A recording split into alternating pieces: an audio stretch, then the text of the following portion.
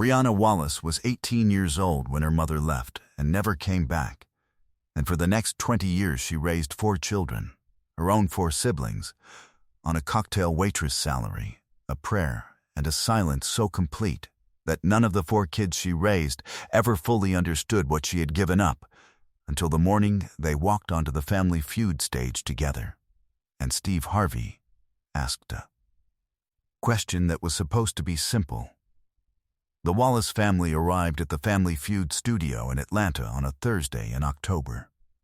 It was warm outside, the kind of fall afternoon Georgia saves for moments that feel important.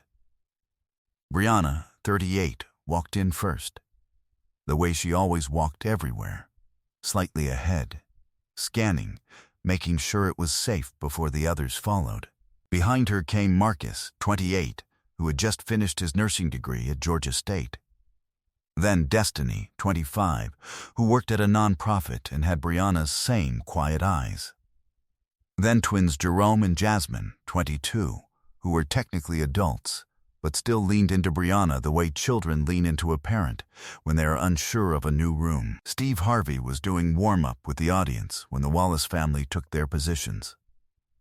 He noticed Brianna immediately, not because of anything unusual about her, but because she stood differently than most contestants stood. She stood the way people stand when they have spent decades being the person other people lean on. Straight, still, watching, Steve asked his first warm-up question. Who runs this family?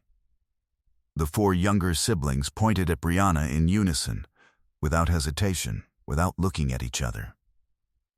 Steve laughed and said, "She didn't even flinch."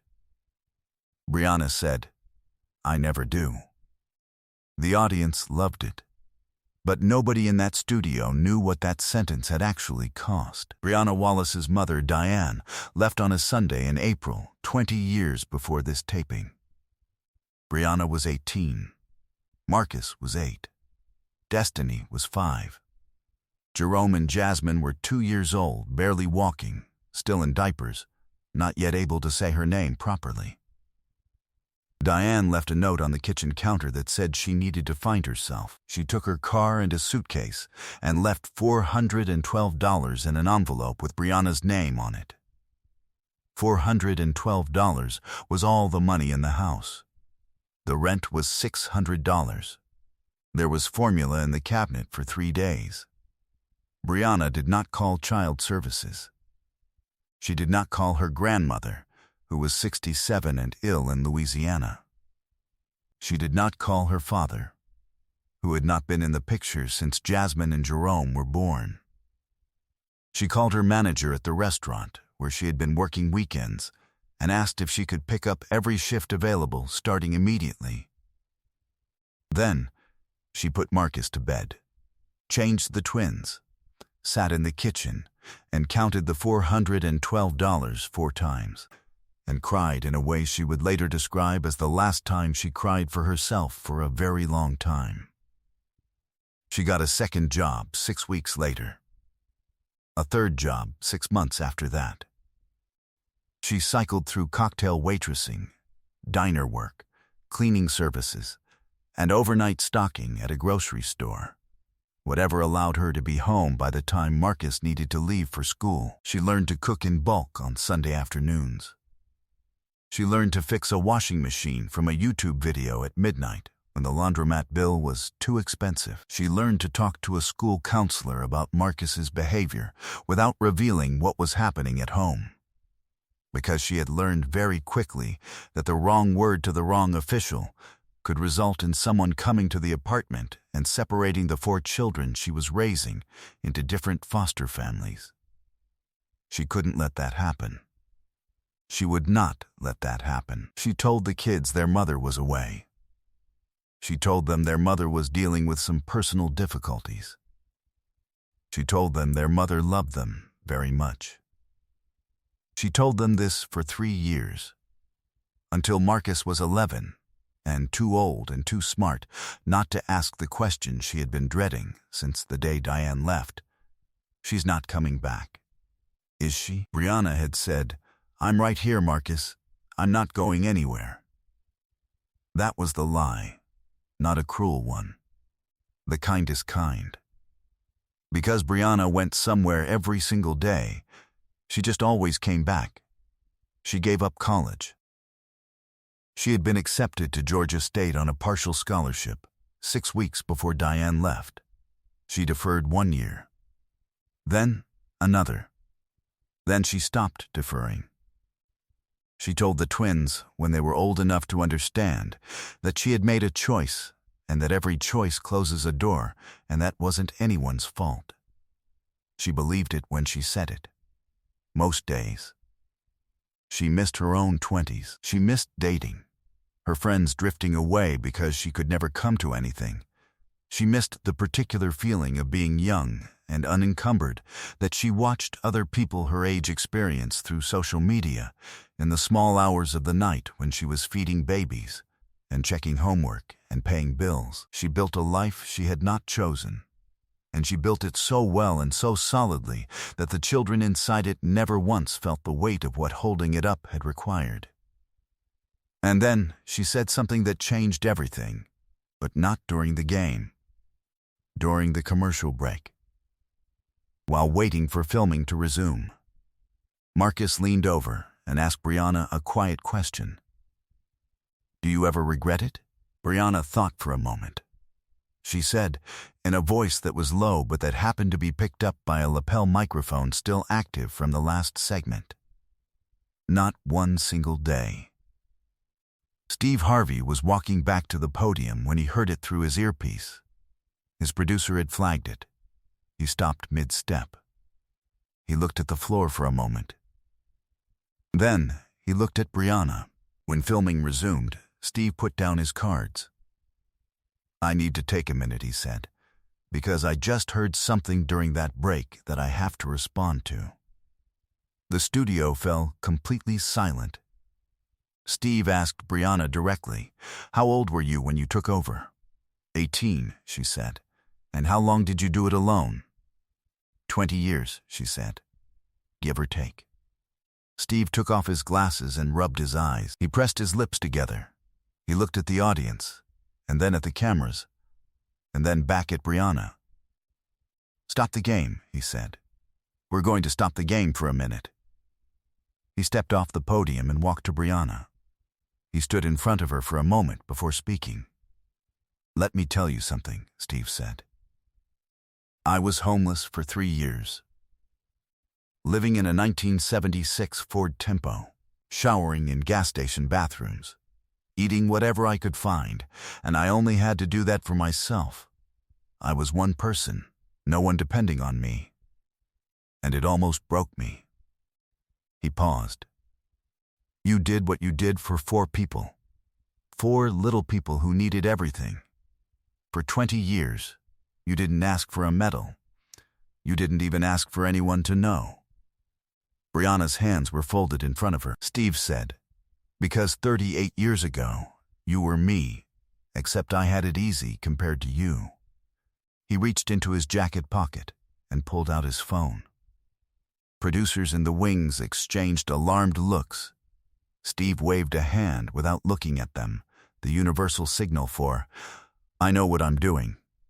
He dialed his attorney's office on speaker. He told them, in front of the audience and the cameras, to begin processing a full 4-year college scholarship at Georgia State University in Brianna Wallace's name, her original school, the one she had deferred and then put away, structured to accommodate an adult learner at any pace she chose. He told them to make it unconditional. No requirement to be full-time. No deadline. Her time, her door, reopened. But he wasn't done. He turned to the audience and said, "Brianna Wallace did something this country asks too little of its young people and acknowledges too rarely when they do it. She became a parent before she was a person. She gave 20 years of her life to 4 people who didn't ask her to, but who needed her to. I want this audience and everyone watching at home to understand what that means." He turned to Marcus. "Your sister is the reason you're a nurse," Steve said. Marcus nodded once. His jaw was working.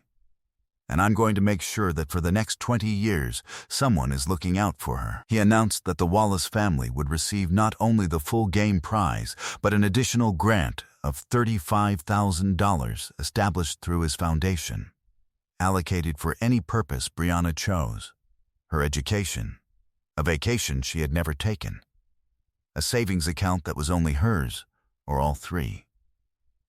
The audience was on its feet. Steve had to hold up a hand to quiet them. The competing family, the Okafor family from Charlotte, crossed the stage without being asked. Their mother, a woman named Agnes, walked directly to Brianna and took both of Brianna's hands in hers and said something quietly that the microphones didn't catch. Brianna looked at the floor.